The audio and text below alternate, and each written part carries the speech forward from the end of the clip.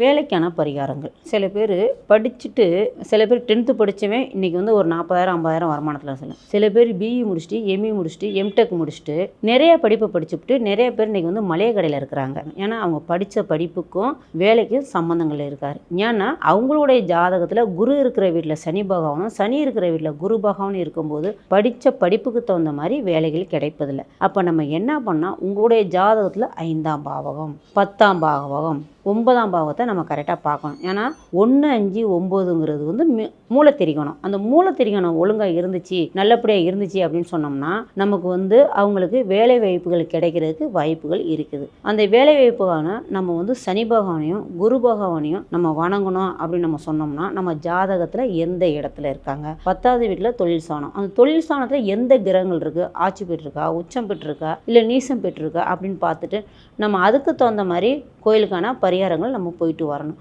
உனக்கு வந்து நீ இன்ஜினியரிங் படிச்சுட்டு மளிகை கடை வச்சுருப்ப, அப்போ என்ன பண்ணால் அங்கே குருவும் சனி பகவான் பரிவர்த்தனை இருப்பாங்க. அங்கே பரிவர்த்தனை இருக்கும்போது என்ன பண்ணணும், அந்த கிரகங்கள் வந்து நல்லபடியான நீங்கள் எதிர்பார்த்த அளவுக்கு வேலை கொடுப்பதில்லை. அப்போ அந்த வேலையை கொடுக்குறதுக்கு நீங்கள் என்ன பண்ணணும், உங்கள் கிரகத்தில் 10வது வீட்டில் என்ன கிரகங்கள் இருக்கோ அதுக்கு தகுந்த மாதிரி நீங்கள் கோயிலுக்கு போயிட்டு வந்தீங்கன்னா உங்களுக்கு நீங்கள் நினச்ச வேலை கிடைக்கிறதுக்கு வாய்ப்புகள் உள்ளது.